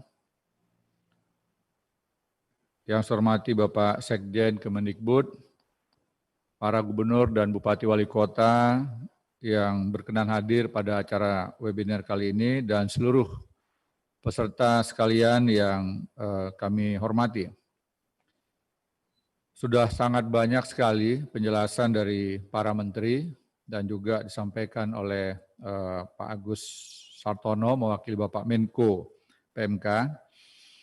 Pada prinsipnya Satgas Penanganan COVID-19 sangat mendukung kebijakan dan keputusan bersama 4 menteri dalam membuat ketentuan baru sistem belajar dalam masa pandemi ini. Memang harus kita akui tidak mudah untuk mendapatkan sebuah program yang ideal dalam kegiatan belajar mengajar. Di banyak tempat masih terdapat daerah-daerah yang sulit sekali sinyal untuk menyelenggarakan kegiatan belajar online. Sehingga keputusan untuk melakukan perubahan terhadap kebijakan sebelumnya sangat kami dukung. Dan juga evaluasi dari implementasi 2 surat keputusan bersama sebelumnya juga memadai masukan dari pemerintah daerah, termasuk dari orang tua murid dan juga para murid. Saya yakin masukan-masukan ini sudah sangat banyak sekali dan Bapak Menteri Pendidikan dan Kebudayaan bersama dengan para menteri lainnya tentunya sudah mendapatkan suatu kesimpulan yang lebih baik dalam mengambil kebijakan. Oleh karenanya, ke depan pemerintah daerah sebagai pihak yang paling memahami kondisi daerahnya perlu mengambil peran lebih dan kewenangan penuh untuk menentukan model pembelajaran yang dinilai paling sesuai dan selaras dengan kebijakan sektor lainnya. Jadi kita ketahui selama ini kebijakan untuk menentukan dimulainya sekolah tatap muka itu berdasarkan peta zonasi yang diterbitkan oleh Satgas COVID setiap minggunya. Namun, dari data yang tadi disampaikan oleh Bapak Mendikbud, masih adanya daerah dengan zonasi hijau dan juga kuning yang belum sepenuhnya menyelenggarakan sekolah tatap muka, walaupun sudah diizinkan. Dan persentasenya juga relatif cukup besar. Sedangkan daerah dengan zonasi risiko tinggi, yaitu zona merah, dan risiko sedang, zona orange, ada juga yang menyelenggarakan sekolah tatap muka, walaupun persentasenya kecil, walaupun belum ada izin. Oleh karenanya, kebijakan untuk menyerahkan kegiatan pembelajaran tatap muka kepada pemerintah daerah, menurut saya adalah salah satu langkah yang sangat bijaksana. Situasi yang ada di daerah memang harus kita akui adalah lebih dipahami dan lebih dimengerti oleh para pimpinan di daerah. Pembelajaran tatap muka tidak harus serentak se-kabupaten kota, tapi bisa bertahap di tingkat kecamatan, kelurahan, desa, dengan tetap menekankan pada penekanan laju penyebaran virus COVID dengan menerapkan protokol kesehatan yang sangat ketat, sebagaimana tadi yang telah disampaikan oleh Bapak Mendikbud. Namun karena ancaman penyebaran COVID ini masih terjadi, diharapkan pemerintah daerah untuk mempertimbangkannya secara matang sebelum memberikan izin pembelajaran tatap muka dan memperhatikan mekanisme pemberian izin dan daftar periksa yang telah ditentukan pemerintah pusat melalui SKB ini. Kami juga mengharapkan sebelum kegiatan ini dimulai, semua pihak harus bisa memahami betul SOP yang telah dibuat oleh Mendikbud. Baik itu para pejabat di tingkat provinsi, kabupaten kota, para kepala dinas, dan juga orang tua harus mendapatkan informasi yang utuh. Termasuk juga menurut saya perlu dilakukannya simulasi-simulasi sebelum kegiatan ini dimulai. Termasuk juga besar harapan saya, seluruh kepala daerah bisa menyelenggarakan penataran. Kita masih punya waktu kurang lebih 1 bulan lebih, dan diharapkan penataran ini untuk bisa menjadi bagian dari simulasi agar semua aturan yang ada itu diketahui untuk dilakukan dan dilaksanakan dengan sebaik-baiknya. Mudah-mudahan kerjasama para menteri dan juga pemerintah daerah di tingkat provinsi, kabupaten, kota, serta pejabat terkait didukung oleh orang tua dan pemerhati pendidikan, kiranya program ini bisa berjalan lebih baik. Manakala terdapat perkembangan yang menjurus kepada risiko keamanan, terutama menyangkut masalah kesehatan, keamanan dan keselamatan para murid dan juga guru, mohon tersebut bisa dilakukan pemberhentian sementara sampai dengan situasi menjadi lebih baik lagi. Semoga Tuhan Yang Maha Kuasa, Allah Subhanahu wa taala melindungi kita semua. Wabillahi taufiq wal hidayah. Wassalamualaikum warahmatullahi wabarakatuh. Salam, Om Santi, Santi, Santi Om. Namo Buddhaya. Salam kebajikan. Waalaikumsalam. Terima kasih Bapak Kepala BNPB atas arahan dan dukungannya. Bapak dan Ibu-Ibu yang saya hormati, selanjutnya kami akan mengundang Bapak Menteri Kesehatan selaku Wakil Ketua 6 Komite Penanganan COVID-19 dan Pemulihan Ekonomi Nasional untuk menyampaikan arahan dan paparan. Pada Bapak Terawan Agus Putranto, kami persilakan. Assalamualaikum warahmatullahi wabarakatuh. Salam sejahtera buat kita semua. Salam, Om Swastiastu, Namo Buddhaya, salam kebajikan.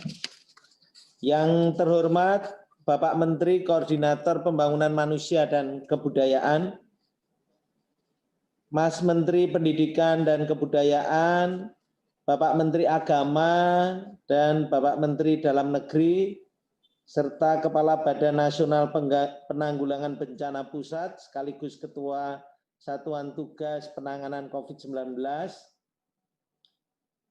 para pejabat tinggi Pratama dan Madya Kementerian, dan para hadirin undangan yang berbahagia.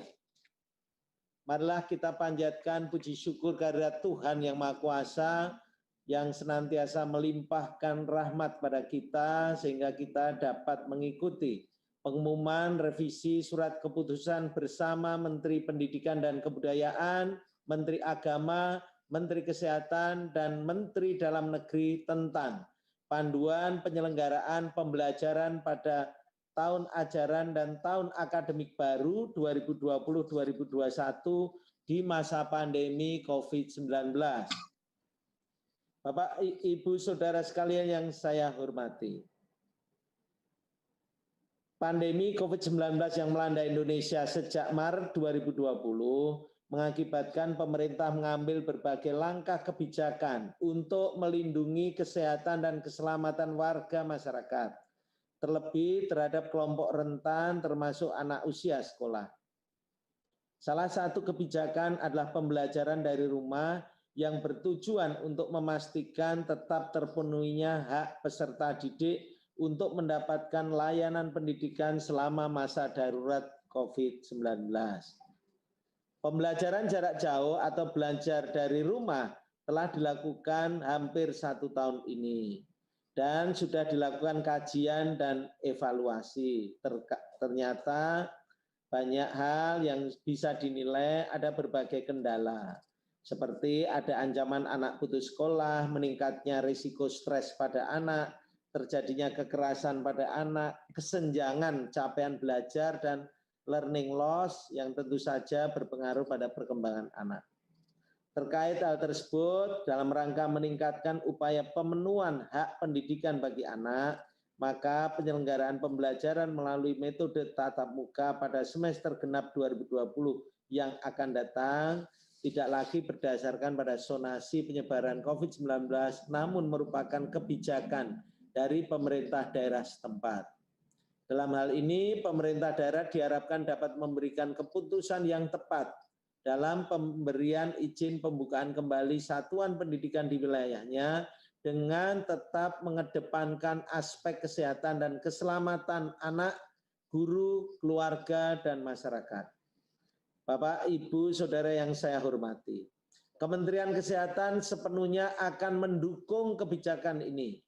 Kami berkomitmen untuk meningkatkan peran puskesmas, melakukan pengawasan dan pembinaan pada satuan pendidikan dalam penerapan protokol kesehatan, di samping terus meningkatkan kesiapan fasilitas pelayanan kesehatan dan pencegahan serta pengendalian COVID-19. Sebelum mengakhiri, kami menghimbau untuk kita bersama-sama berupaya terus meningkatkan pendidikan, kesehatan, dan keselamatan bagi anak-anak kita sebagai generasi penerus bangsa menuju Indonesia maju. Penerapan protokol kesehatan seperti menggunakan masker, menjaga jarak aman, serta sering mencuci tangan merupakan adaptasi kebiasaan baru yang harus diterapkan dengan disiplin tinggi agar kita dapat tetap sehat dan selamat dalam melewati pandemi COVID-19 ini. Terima kasih. Wassalamualaikum warahmatullahi wabarakatuh. Om Santi Santi Santi Om. Terima kasih kepada Bapak Menteri Kesehatan yang telah memberikan arahan dan dukungannya. Bapak-bapak dan ibu-ibu yang saya hormati, kita telah mendengarkan semua arahan dari para pimpinan, para menteri, dan kepala BNPB. Selanjutnya kita akan masuk ke sesi tanya jawab, dan untuk itu saya akan membacakan 2 pertanyaan yang mirip. Pertama dari Mbak Rini Hairani dari RRI, dan juga pertanyaan dari Weni Harimulyati dari Sinar Harapan. Pertanyaannya adalah, bagaimana pusat dan dinas di daerah berkoordinasi dalam melakukan pemetaan? Pasalnya dalam temuan KPAI juga saat revisi SKB sebelumnya, banyak sekolah yang melanggar penerapan sarana protokol kesehatan. Kemudian pertanyaan berikutnya adalah, bagaimana mengoptimalkan peran dinas-dinas di daerah supaya implementasi kebijakan pendidikan di masa pandemi ini berjalan baik. Untuk pertanyaan tersebut, kami mohon Bapak Kepala BNPB untuk menjawab lebih dahulu, nanti diikuti oleh Bapak Menteri lainnya. Kami persilakan Bapak Doni Monardo. Terima kasih Bapak Moderator. Dari kami Satgas, saya pikir seluruh ketentuan yang sudah dibuat oleh SKB 4 Menteri ini harus dipahami dulu oleh para pengambil kebijakan di daerah, mulai dari gubernur, bupati, wali kota, termasuk seluruh kepala dinas dan juga penyelenggara pendidikan. Lantas unsur-unsur yang mendukung, ada unsur keamanan di sini, ada Polri, ada TNI, ada Satpol PP, diharapkan bisa membackup. Artinya apa? Ketika masih terjadi pelanggaran terhadap protokol kesehatan, harus segera dilakukan langkah-langkah, mulai pemberitahuan, peringatan, bahkan mungkin yang terakhirlah sanksi. Dan di sini perlu adanya suatu ketegasan dari semua pemangku kepentingan. Untuk mekanisme yang berhubungan dengan medis, apabila terdapat langkah-langkah yang kiranya membahayakan, tentunya di sini peran dari Dinas Kesehatan untuk bisa lebih optimal. Dan kita berharap para pimpinan di daerah juga lebih menyiapkan fasilitas untuk screening kepada sekolah-sekolah. Karena tidak menutup kemungkinan bahwa anak didik ini pada saat berangkat dari rumah, mereka menjelaskan kepada orang tuanya akan langsung ke sekolah. Tapi bisa jadi di tengah perjalanan, mereka ketemu dengan pihak lain atau temannya, lantas mengajak bermain ke daerah-daerah yang mungkin punya risiko yang tinggi. Nah, di sini juga kita harapkan perhatian dari masyarakat terhadap anak-anak didik yang kiranya tidak melakukan aktivitas belajar di sekolah, ditemukan di tempat-tempat publik, mohon ini bisa diingatkan. Bahwa kita harus sepakat semua, masa pandemi ini setiap anak yang menggunakan pakaian sekolah atau ada atribut sekolah berangkat dari rumah menuju ke sekolah dan harus segera kembali ke rumah, bukan ke tempat lain yang berisiko tinggi. Kenapa ini penting sekali? Mungkin karena anak-anak usia belasan tahun ini secara fisik kemampuan daya tahannya baik, imunitasnya tinggi, bisa saja mereka sudah positif COVID, asimptomatik atau OTG, namun tidak ada gejala. Lantas ketika mereka kembali ke rumah, mereka bertemu dengan orang tuanya, dan di antara keluarga tersebut ada yang komorbid dan lansia, maka risikonya sangat tinggi. Oleh karenanya penting sekali, saya ulangi lagi, penting sekali pembekalan kepada seluruh penyelenggara pendidikan atau pelajaran tatap muka untuk memahami aturan yang telah dibuat oleh Menteri Pendidikan dan Kebudayaan, didukung oleh Mendagri, Bapak Menteri Kesehatan, dan juga Bapak Menteri Agama. Apabila ini bisa dipatuhi, ditaati, dan dilaksanakan dengan sungguh-sungguh, maka kita bisa mengurangi risiko. Sekali lagi, kerjasama semua pihak sangat penting. Media juga kita harapkan bisa memberikan fungsi kontrol. Manakala terjadi penyimpangan atau ada hal-hal lain yang membahayakan keamanan, keselamatan, dan kesehatan para peserta didik, termasuk guru dan juga orang tua, maka kita perlu mengambil langkah-langkah yang untuk evaluasi, mungkin menutup dulu sementara sampai dengan kondisinya menjadi lebih baik kembali. Demikian yang dapat kami sampaikan. Terima kasih, kami kembalikan pada moderator. Terima kasih Bapak Kepala BNPB dan Ketua Satgas.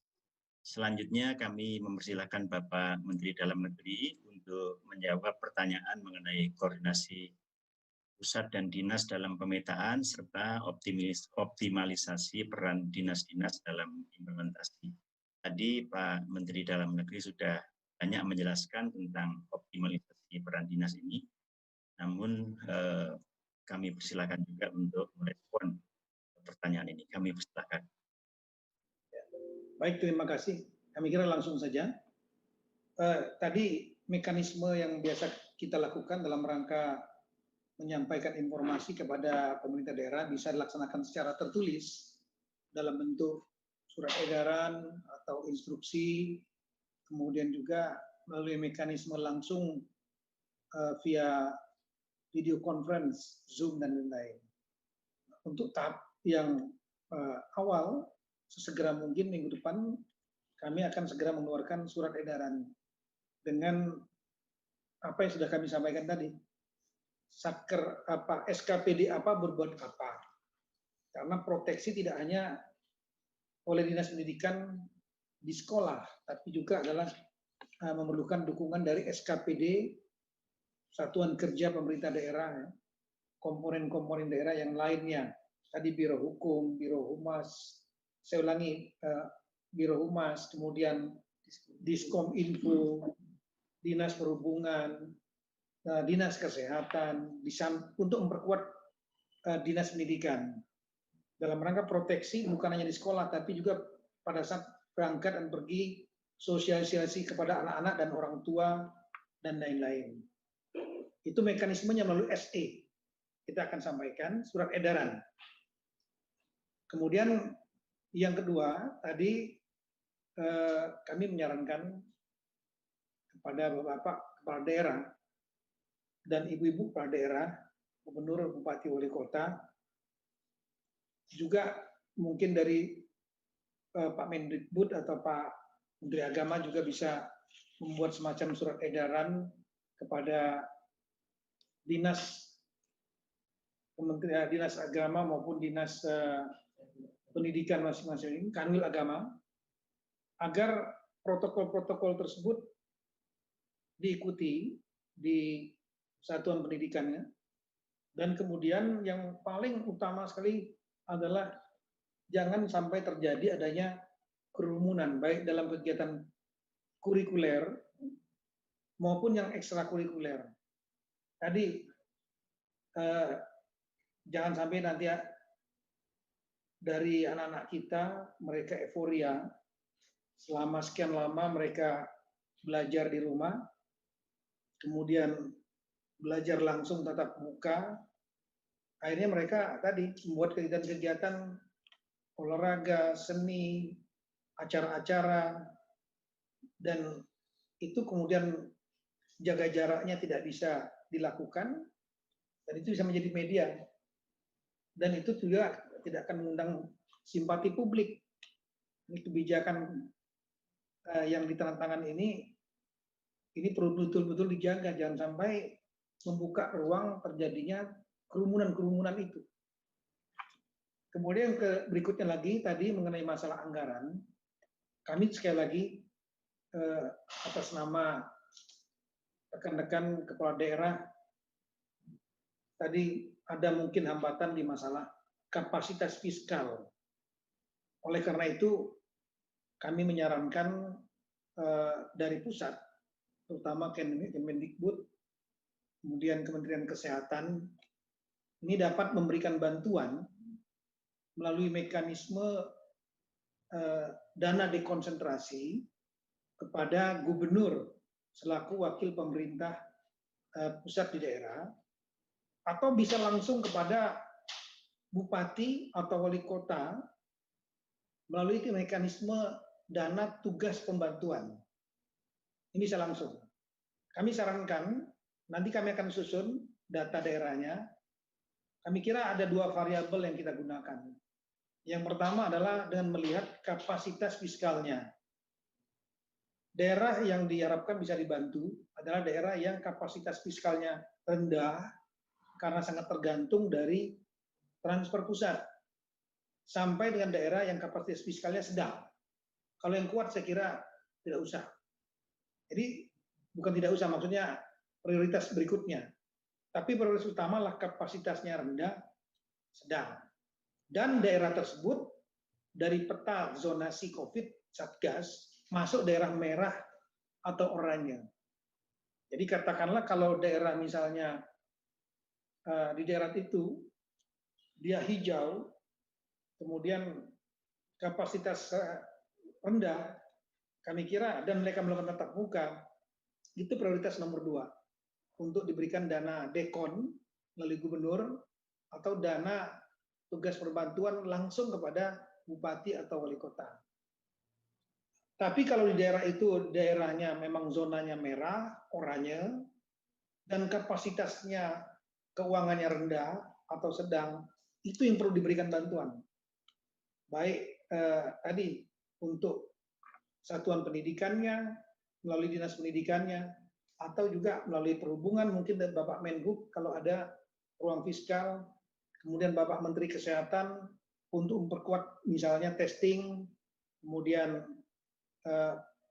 karantina, tempat karantina, kemudian penguatan rumah sakit di daerah yang melakukan tatap muka, kapasitas fiskalnya rendah sedang, tapi daerahnya merah atau oranye.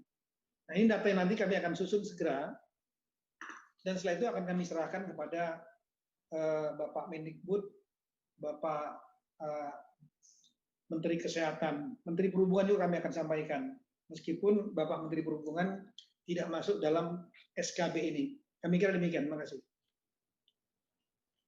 Terima kasih Bapak Menteri Dalam Negeri atas penjelasannya. Selanjutnya kami persilahkan Bapak Menteri Kesehatan untuk memberikan jawaban, khususnya berkaitan dengan sekolah-sekolah yang melanggar protokol kesehatan. Kami persilahkan. Izin, ini permohonan maaf Pak Menteri Kesehatan, baru saja karena ada acara penting harus melantik dan diwakilkan ke kami.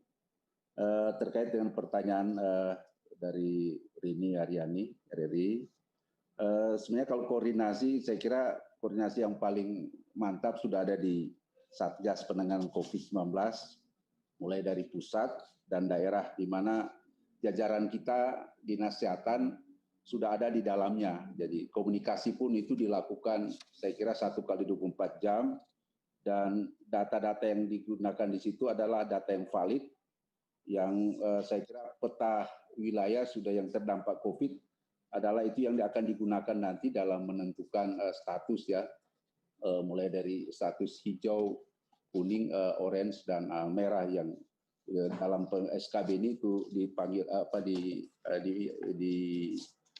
sebagai patokan untuk melaksanakan pendidikan ya.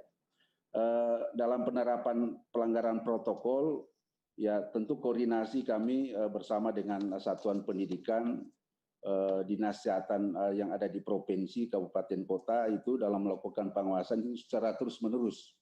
Ujung tombak kita di puskesmas yang saya kira di dalam SKB juga ini yang mempunyai tugas yang langsung mengawasi sekolah-sekolah yang ada sampai di kecamatan maupun di desa, dan tugas puskesmas ini yang nanti akan memonitor warga sekolah yang ada, termasuk mengawasi protokol-protokol kesehatan yang diselenggarakan di sekolah, termasuk kalau ada warga sekolah yang sakit, ada tanda-tanda untuk COVID, itu secepatnya puskesmas melapor ke dinas, dan tentu koordinasi langsung dilakukan oleh Satgas bagaimana mengambil keputusan untuk sekolah yang melanggar protokol. Kemudian dalam mendukung kebijakan SKB 4 Menteri ini, Kementerian Kesehatan juga sudah melakukan berbagai upaya, yaitu yang antara lain menyusun panduan bagi petugas puskesmas dalam melakukan pengawasan dan pembinaan penerapan protokol kesehatan di satuan pendidikan pada masa pandemi COVID-19. Puskesmas kita ada 10.100 lebih. Ya. Kemudian membuat surat edaran melalui Direktur Jenderal Kesehatan Masyarakat kepada Dinas Kesehatan seluruh provinsi dan kabupaten kota untuk melakukan pengawasan dan pembinaan penerapan protokol kesehatan di tempat-tempat umum termasuk di satuan pendidikan. Kemudian untuk mengevaluasi lebih lanjut melalui Badan Litbangkes juga sudah melakukan survei pemetaan kesiapan puskesmas dalam melaksanakan pembinaan penerapan protokol kesehatan di satuan pendidikan sehingga lebih fokus intervensi apa yang akan kami lakukan. Kemudian bersama dengan Dinas Kesehatan Provinsi dan Kabupaten Kota terus-menerus melakukan sosialisasi yang masif ke puskesmas mengenai pengawasan dan pembinaan penerapan protokol kesehatan di satuan pendidikan. Saya kira untuk sementara itu yang dapat kami sampaikan terkait dengan pertanyaan yang dari RRI. Terima kasih. Terima kasih Bapak Kepala Badan BPSDM atas penjelasannya mewakili Bapak Menteri Kesehatan. Bapak-bapak dan ibu-ibu yang saya hormati, selanjutnya saya akan bacakan pertanyaan nomor 2 dari Mbak Indri dari LKBN Antara. Pertanyaannya adalah, bagaimana mekanisme penyelenggaraan pembelajaran jika sekolah kembali dibuka oleh daerah?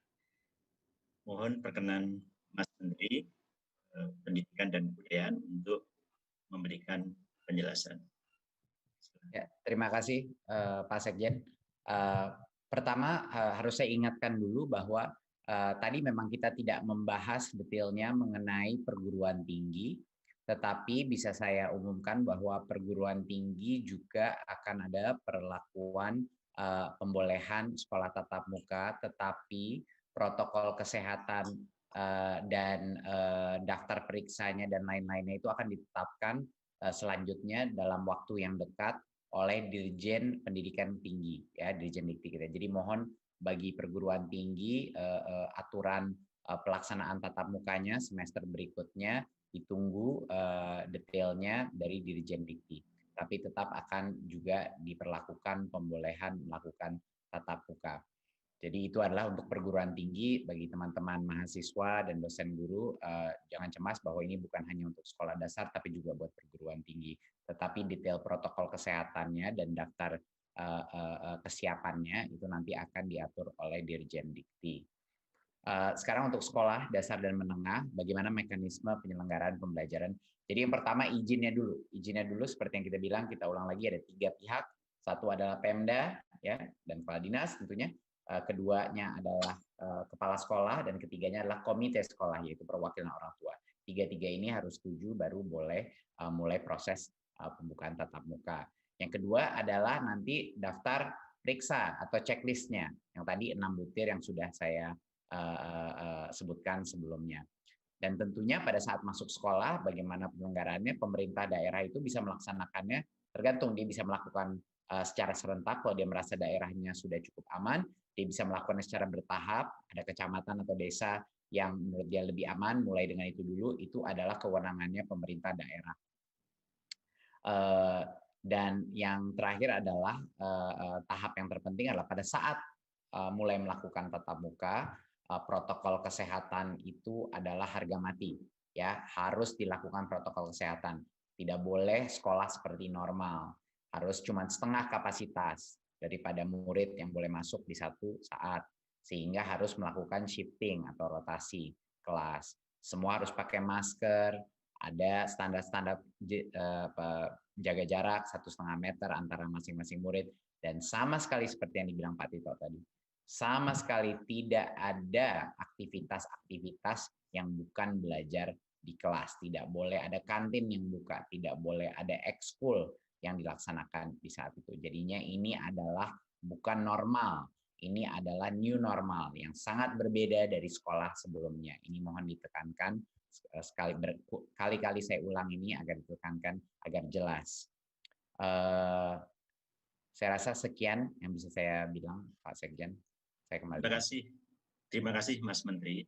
Selanjutnya untuk penyelenggaraan pembelajaran di madrasah, kami persilahkan Bapak Menteri Agama untuk memberikan. Terima kasih. Pada prinsipnya sama saja. Yang utamanya tentu saja protokol kesehatan tetap ditegakkan. Nah, karena menyesuaikan dengan protokol kesehatan, berarti ada sedikit-sedikit penyesuaian, misalnya jumlah orang dalam kelas, kemudian mesti tetap memakai masker dan lain sebagainya. Jadi menurut saya itu pada dasarnya sama saja sebagaimana yang telah dijelaskan tadi. Saya hanya menggarisbawahi bahwa peran orang tua sangat signifikan. Orang tua betul-betul memesankan kepada anaknya, berangkat dari rumah sampai ke sekolah, sampai di sekolah, pulang dari sekolah juga langsung pulang ke rumah. Jangan singgah-singgah di jalan di mana-mana. Dan mungkin kita bisa aktifkan juga kalau di antara sekolah dengan di antara rumah dan sekolah itu ada pasar misalnya atau ada mal-mal, kita bisa juga bantu pesankan kepada satpam-satpam di sana Kalau ada anak sekolah, jam sekolah, sehingga di situ segera disuruh pulang saja, supaya dia tidak ketularan. Jadi semua ini memang hendaknya semua orang harus terlibat, merasa berkepentingan atas keselamatan anak-anak ini pada saat kita mulai membuka sekolah tatap muka. Saya kira itu bisa kita lakukan asal kita punya tanggung jawab yang sama. Gitu. Kan kita semua punya, ya mohon maaf ya, semua bagian besar punya anak, dan pasti tidak ingin anaknya itu terkena COVID ya. Jadi dia juga harus peduli, meskipun bukan anaknya, anak lain pun dia harus peduli. Kalau dia, seperti saya katakan tadi, kalau dia satpam di mall misalnya, atau petugas keamanan di pasar, begitu lihat anak-anak pulang sekolah sehingga segera disuruh pulang. Jadi kembali pada dasarnya sama, hanya kita menyesuaikan dengan protokol kesehatan yang lebih ketat. Terima kasih. Terima kasih Bapak Menteri. Bapak Ibu yang saya hormati, saya akan membaca kembali pertanyaan nomor 3 yang mungkin masih perlu jawaban dari Bapak Menteri Pendidikan dan Kebudayaan dan Bapak Deputi Kemenko PMK. Dan mungkin juga Bapak Menteri Kesehatan. Pertanyaannya adalah bagaimana mengoptimalkan peran dinas-dinas di daerah supaya implementasi kebijakan pendidikan di masa pandemi ini berjalan baik. Pertama, kami persilahkan Bapak Deputi Menko PMK, Agus, untuk menjawab. Baik, terima kasih Pak Sekjen. Bapak Ibu sekalian, sebagaimana telah dijelaskan oleh Pak Mendagri tadi, saya ingin menambahkan saja bahwa data dari 532.000 satuan pendidikan, yaitu sekolah dan madrasah, itu baru 42,5% yang melaporkan tentang kesiapan pembelajaran tatap muka melalui dashboard di Kementerian Pendidikan dan Kebudayaan. Ini saya kira menjadi sangat penting, manakala yang tadi sampaikan Bapak Mendagri, minggu depan akan dikirim surat edaran, sehingga kepada para gubernur, bupati, wali kota, untuk memastikan agar satuan pendidikan, baik itu sekolah maupun madrasah di wilayah masing-masing, untuk mengisi checklist kesiapan pembelajaran tatap muka. Karena hanya dengan cara seperti itu, maka kepala dinas pendidikan, kabupaten, kota, provinsi, bersama-sama dengan Kanwil Kementerian Agama dan kantor Departemen Agama Kabupaten Kota akan bisa melakukan evaluasi dan memberikan rekomendasi. Karena sifatnya berjenjang. Jadi supaya ini optimal, maka memang langkah yang pertama, sekolah harus aktif mengisi kesiapan itu, dan dinas-dinas harus memastikan dari 57,2% ini di wilayah masing-masing satuan pendidikan mana yang belum melaporkan. Dan ini tentu saja nanti penekanannya akan dituangkan dalam bentuk surat edaran yang telah disampaikan oleh Pak Mendagri tadi. Dengan cara seperti ini, maka waktu 1 bulan ini diharapkan bisa diselesaikan, sehingga nanti dinas kabupaten, kota, dan provinsi bisa memberikan rekomendasi pada sekolah kapan pembelajaran ini bisa dilakukan. Dan bagi sekolah ataupun madrasah yang oleh dinas setempat dipertimbangkan belum bisa dibuka, maka tentunya akan segera melakukan perbaikan apa-apa saja yang perlu dilengkapi. Tentu saja ini rekomendasi akhir ada di gugus tugas atau satuan tugas COVID-19 provinsi ataupun kabupaten kota.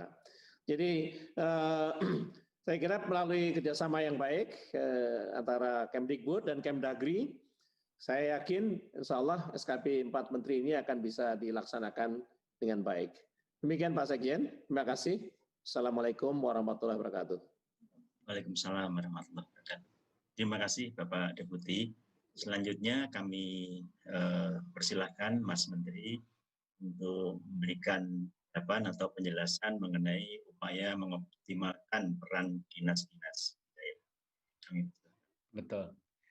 Mungkin kalau boleh Pak Sekjen, saya tambahkan sedikit tadi komen dari Pak Deputi Kemenko, bahwa patut saya ingatkan bahwa dana BOS itu sudah kebijakannya adalah bisa digunakan untuk semua protokol kesehatan untuk memenuhi daftar periksa dan protokol kesehatan sekolah tatap muka. Sekali lagi saya ulangi, dana BOS karena sudah direlaksasi bisa digunakan kepala sekolah untuk semua kepentingan preparasi untuk memenuhi kriteria sekolah tatap muka, daftar periksanya yang saya sebutkan tadi. Jadi itu harus mohon diketahui bagi semua kepala dinas, bagi semua kepala daerah bahwa itu kepala sekolah punya kebebasan untuk bisa mengalihkan dana BOS tersebut untuk mempersiapkan untuk sekolah tatap muka agar mereka memenuhi daftar periksa itu. Untuk menjawab pertanyaan mengenai peran-peran dinas, Kemendikbud dengan SKB maupun tidak SKB kami selalu berkoordinasi dengan Kemendagri senantiasa agar kebijakan di pusat itu benar-benar sampai di daerah. Tim-tim kita, dirjen-dirjen kita dan Kemendagri hampir setiap minggu berinteraksi dan berkoordinasi gotong royong untuk memastikan bahwa semua aktivitas kebijakan kita dilaksanakan dan seperti Pak Presiden bilang sampai netes ke daerah, ke pelosok-pelosok. Dan komunikasi kepada dinas pendidikan itu rutin yang kami lakukan, bukan hanya dengan SKB tapi berbagai macam agenda dan program kita, ya, mulai dari sosialisasi, berbagi praktek baik, dengar pendapat dan masukan, sampai hal-hal yang berhubungan dengan teguran mengenai disiplin dan lain-lain, itu selalu kami melakukannya dengan pemerintah daerah. Tapi kunci daripada kesuksesan ini, kunci kepada menjaga keamanan adalah disiplin. Disiplin. Pesan utama saya terakhir sebelum saya menyelesaikan jawaban ini adalah jangan sampai kendor. Jangan sampai sekolah-sekolah ini menjadi klaster COVID barunya. Kita tidak mau meresikokan generasi anak-anak kita yang tidak melakukan pembelajaran yang optimal, tapi kita tidak juga ingin meningkatkan klaster-klaster COVID yang ada. Jadinya benar-benar para dinas, baik kesehatan, gugus tugas, dan juga pendidikan harus berkolaborasi dengan dukungan dari kementerian-kementerian di pemerintah pusat untuk memastikan bahwa semua protokol kesehatan itu benar-benar terlaksanakan. Ya, jadinya baik kepala sekolah, guru, dan orang tua harus berpartisipasi untuk memonitor sistem ini. Kalau mereka menginginkan sekolah tatap muka, mereka juga harus berpartisipasi dalam monitoring, memastikan keamanan anak-anak mereka terjamin. Terima kasih. Terima kasih, Mas Menteri. Selanjutnya dari Bapak Menteri Kesehatan atau yang mewakili Bapak Kepala Badan, mohon bisa memberikan penjelasan atau tambahan penjelasan mengenai upaya optimalisasi peran dinas-dinas di daerah untuk pelaksanaan. Baik, terima kasih Pak Sekjen. Saya kira untuk mengoptimalkan peran dinas kesehatan di daerah, prinsipnya Kementerian Kesehatan tentu berkomitmen kuat sekali di dalam mendukung kebijakan pembelajaran tatap muka ini dengan melakukan penguatan-penguatan kesiapan layanan kesehatan, termasuk bagaimana kami memfasilitasi dinas kesehatan provinsi dan kabupaten kota dalam memperkuat puskesmas, karena ujung tombaknya itu yang melakukan pengawasan langsung itu puskesmas, sehingga itu harus kita perkuat puskesmas. Kemudian sistem informasi yang terus dilakukan dengan daerah melalui pusat, saya kira koordinasi yang paling kuat di daerah itu ada di kepala daerah dan baik di provinsi maupun di kabupaten kota untuk melakukan koordinasi antar dinas yang ada, baik dinas kesehatan maupun dinas pendidikan dan dinas lainnya. Tentu informasi-informasi yang paling penting adalah informasi yang tentu yang berbasis real time yang dilakukan melalui pengawasan dan evaluasi yang dilakukan oleh puskesmas berjenjang sampai ke dinas kesehatan. Nanti dinas kesehatan akan terus melaporkan ke pusat dan mungkin melalui gugus tugas untuk mengambil keputusan apakah misalnya ada yang positif satu warga sekolah, bagaimana melakukan cara cepat tracer, tentu keterlibatan juga guru, orang tua itu kalau ada yang positif tentu sangat penting sekali segera dilakukan tracing sehingga akan mengambil keputusan bagaimana untuk kelanjutannya sekolahnya, apakah masih tatap muka dan seterusnya. Saya kira yang paling penting sinergitas antara institusi dan lembaga yang ada di daerah, provinsi maupun kabupaten kota yang harus dikuatkan untuk melakukan terus sosialisasi daripada SKB 4 Menteri ini. Saya kira demikian sementara Pak Sekjen, terima kasih. Terima kasih Bapak Kepala Badan.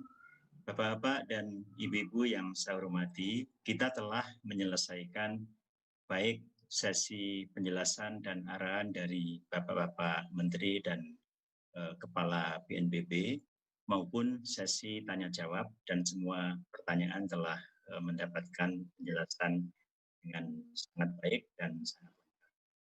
Kami menyampaikan penghargaan dan terima kasih kepada Bapak Kepala BNPB, Mas Menteri, Bapak Menteri Dalam Negeri, Bapak Menteri Agama, Bapak Menteri Kesehatan, dan juga Bapak Deputi Menteri Koordinator PMK yang telah berkenan memberikan arahan dan menjawab semua pertanyaan. Dan dengan demikian, acara penjelasan dan arahan mengenai surat keputusan bersama 4 Menteri telah selesai laksanakan. Kami menyampaikan terima kasih kepada Bapak Ibu atas perhatiannya, dan juga kami minta maaf apabila ada hal yang kurang berkenan dalam membawakan acara. Demikian dengan mengucapkan alhamdulillahirrahmanirrahim, kita tutup. Wassalamualaikum warahmatullahi wabarakatuh.